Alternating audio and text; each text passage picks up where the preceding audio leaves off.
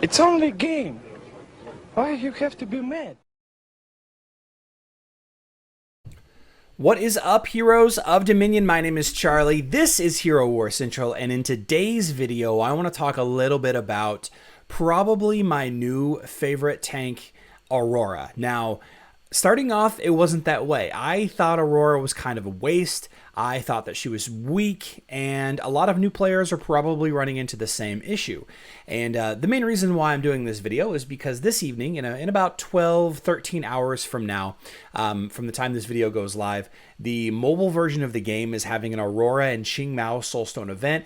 And one of the big questions that I get a lot about Aurora is, when does she become viable? And that kind of got me thinking about heroes that take investment, heroes that are quote unquote expensive versus heroes that are easy, that are less expensive. And I'll define what I mean by that here as we work through the video. The first qualifying point I want to make about this video is that Aurora is one of the 3 tanks that you get basically the day you start playing this game. You get access to Galahad, you get access to Astaroth, and you get access to Aurora. In fact, I believe you rescue Aurora as part of the story mission.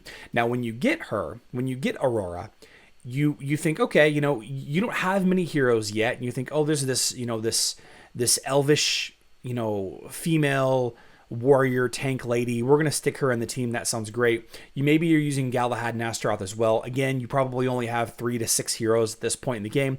But as the game goes on, you start to see that Aurora becomes less and less useful, less and less consistent.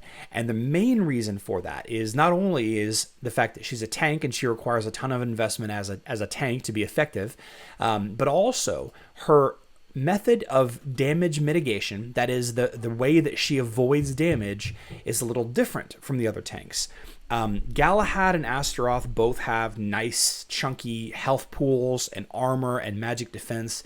Arguments about what their skills actually provide aside, or what level they are in armor compared to other tanks. Aurora gets her damage avoidance from dodge.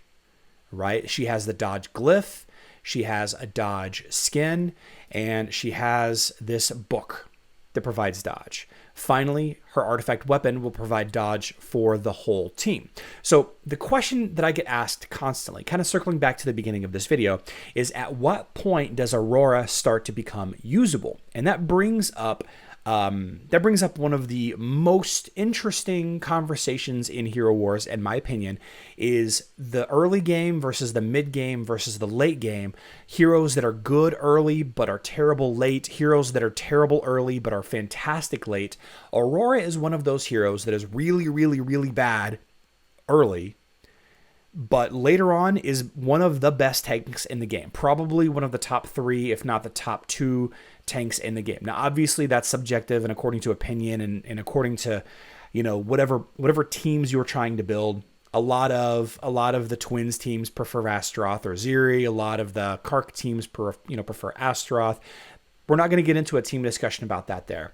So a lot of these heroes that are expensive, that require a ton of investment, that become really strong later on in the game, require roughly 50,000 power level. The main thing to kind of capitalize this whole discussion is what you need to invest in Aurora to get her to the point that she's usable as a main tank. Now, for me, again, this is Facebook. It's a little different for mobile, but it's very similar. Aurora is very similar aside from that small dodge change and the pets.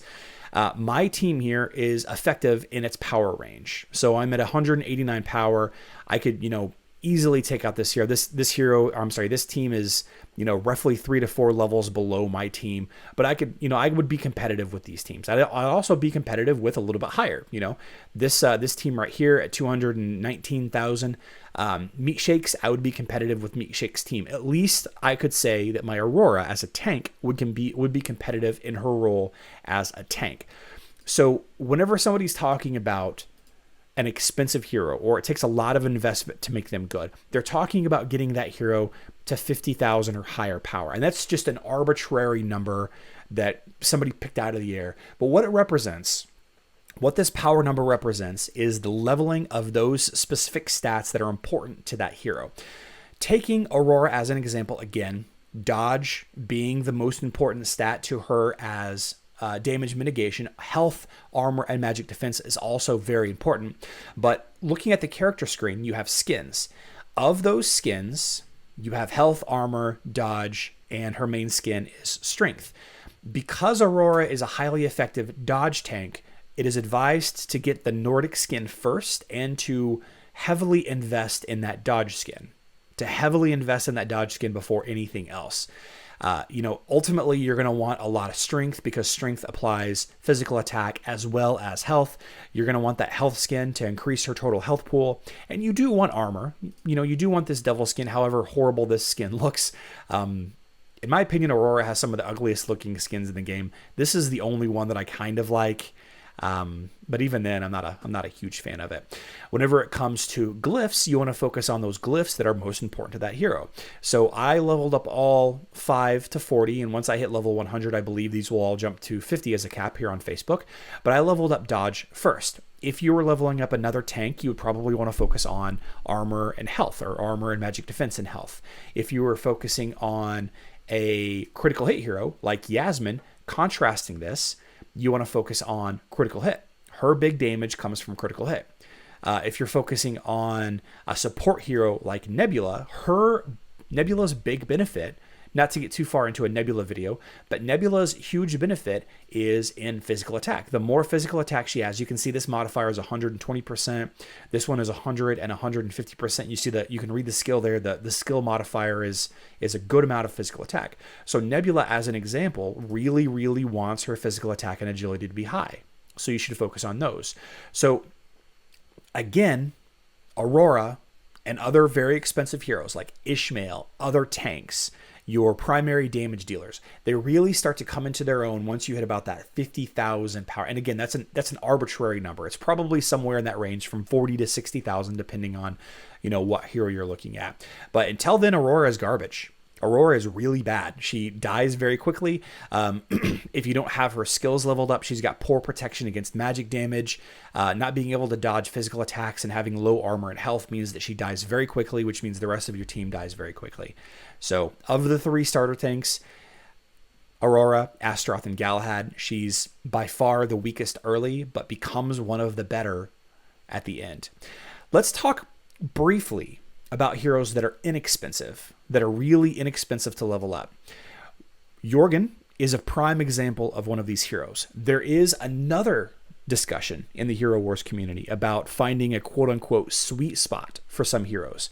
That means to level up a hero to a certain point, but no further. And the reason for that is if you maxed out a Jorgen, it actually becomes a less effective hero than if your Jorgen was a little bit weaker, which is kind of a strange argument to me, but I understand where it's coming from. I don't want to dive into it for the sake of this video.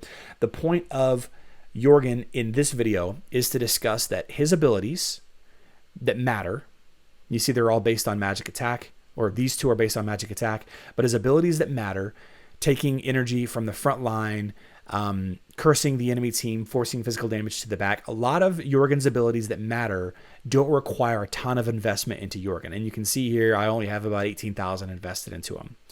Jorgen is a fantastic example of a hero that takes little investment for him to become an effective member of your team.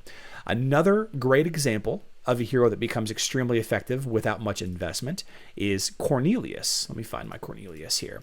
So Cornelius, his goal in life is to wreck mages. You find a low health mage like a Lars or a Morgan, Celeste, and his heavy wisdom does a huge amount of damage to that hero based on their intelligence. And you can see here the modifier is 10% magic attack.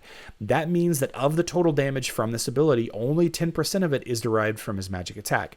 Simply having Cornelius leveled up, leveled up to 130 or 120 or your team level, whatever that is, and having his skills leveled up. You don't need to worry about skins. You do, if ultimately you do.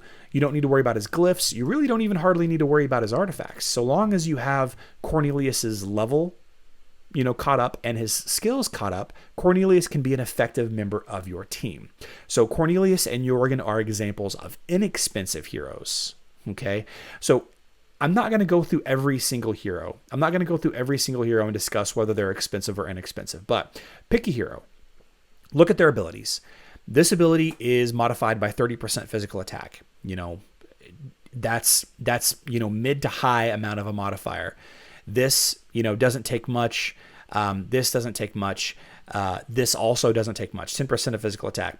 Kira she wants to have high armor penetration, not only because she's a damage dealer, but because of, because of this ability. If the enemy's armor is lower than Kira's armor, then her basic attack deals more damage. Read these abilities for yourself. Go through your favorite heroes, read them, think about how they work and what makes them effective. What makes them strong. Kark, now I'm kind of getting off on a tangent here. Kark's main ultimate ability here requires no physical attack. It requires no armor penetration. It requires no health, armor, critical hit. This ability doesn't require anything. However, this ultimate, knocking 3 enemies up into the air, isn't the big damage from Kark. The big damage from Kark is from his blue ability, and you can see it takes 100% of physical attack. So you want to get his armor penetration and his physical attack as high as you possibly can. So you do need to invest in some heroes heavily. You don't need to invest in other heroes in order for them to be effective. Ultimately, the argument will be made that you are going to have all heroes maxed out. However, it will be years before you get to that point. I've been playing for over a year, and my Kark on my main account is very far from being maxed out, and it's my highest level. I think it's only like an 85 or 90k Kark. So, yeah, let me know what you think in the comment section down below about Aurora. Do you use her in your team? Are you curious about how well she does in-game? Spoiler alert, it's very good. She's a very strong tank in-game. I will be live streaming today in just a little bit, around 12 Central Standard Time here in the United States. That is UTC -5. So if it's 5 p.m. where you are UTC, then I'm going to start live streaming. I hope to see you all there. We'll talk about expensive versus not expensive heroes and flesh out this idea a little bit more, because I think it's a fascinating one. I think it's a fascinating one, especially when you start digging into the idea of not fully leveling up a hero to take the most advantage of having a weaker version of a hero, like that Jorgen tidbit we were talking about. I love you all. Good luck in Dominion.